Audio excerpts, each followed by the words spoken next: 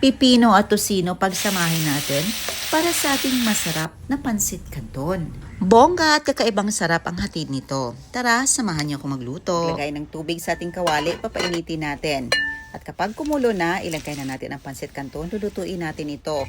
Takpan lang natin ng mga ilang minuto.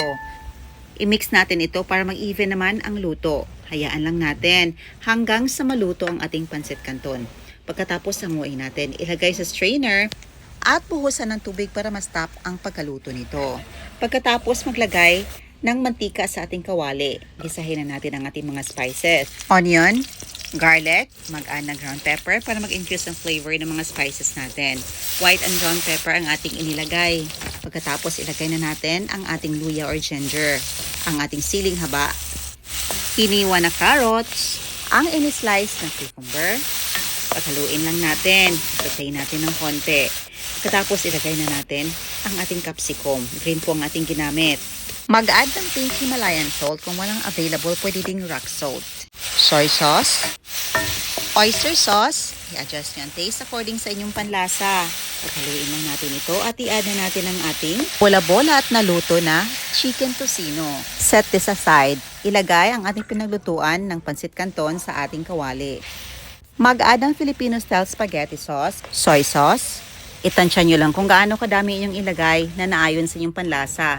Paghaluin lang natin ito at kapag kumulo na, mag-add na tayo dito ng paborito nating herbs and spices. Ginamit ko is Italian oregano. Pwede ding basil kung meron kayong available. At ito na po ang base sauce natin. Pwede na natin ditong ilagay ang ating naluto na pansit canton.